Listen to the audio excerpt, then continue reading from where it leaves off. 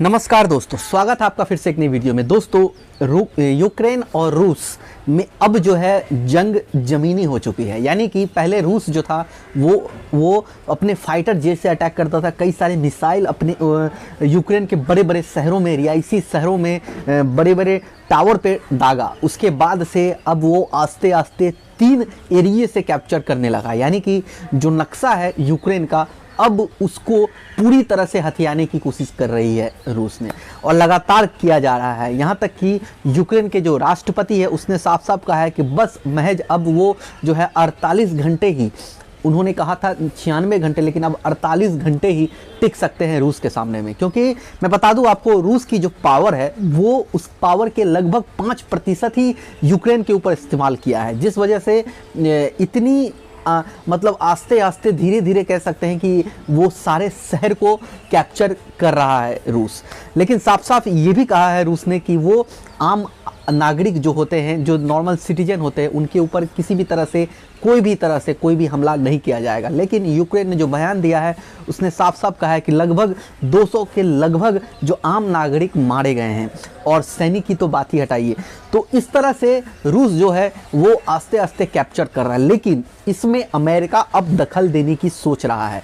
मैं बता दूं आपको कि अमेरिका अपना F-35 फाइटर जेट जो है वो यूक्रेन के जो कह सकते हैं सीमा इलाकों में तैनात करने की कोशिश कर रहा है। यानी कि अब जो है, अब नाटो के जो मेन सदस्य हैं, जो कह सकते हैं अमेरिका, वो अब इसको देखते हुए अब ऐसा हो सकता है कि डिसीजन ले कि अब उस मैदान में, उस जंग के मैदान में उतर सकता है। अगर ऐसा संभव हुआ तो रूस अब पीछे नहीं हटेगा। रूस अपनी पूरी ताकत के साथ अमेरिका के साथ मुकाबला करेगा, और यहाँ तक कि अब इस तरह के अगर सिचुएशन आने लगे तो वर्ल्ड वॉर 3 पूरी तरह से हम लोग को देखने को मिलेगा। और अगर ऐसा हुआ तो पूरे देश में इसका असर जो है वो काफ़ी तेज़ी से नज़र आने लगेगा।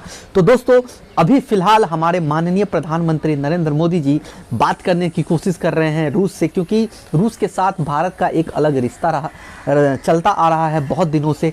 अगर कोशिश की जा रही है सबसे पहले भारतीय लोग जो लगभग 18,000 हैं उनको आस्ते आस्ते लाने की कोशिश की जाए। मैं बता दूं आपको कि दो विमान भेजे गए जिसमें काफ़ी ज़्यादा लोग को लाया गया, और भी रेस्क्यू ऑपरेशन जो है वो जारी है। कोशिश की जा रही है कि जितने सारे भारतीय लोग हैं जो कि यूक्रेन में फंसे हुए हैं उनको लाने की कोशिश की जाए।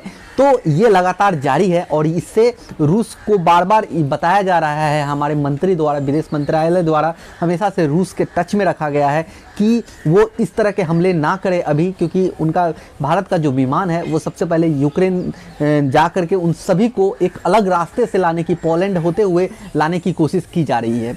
तो ये एक सबसे बड़ा बात है। लेकिन अमेरिका F-35 जो उसका सबसे बेहतरीन कह सकते हैं फाइटर जेट है, उसको अब तैनात करने की फिराक में है। यानी कि अब हो सकता है कि अब इसमें अमेरिका भी दखल करे। तो देखते हैं क्या होता है, क्या विश्व युद्ध होने की संभावना और भी तेज हो जाएगी।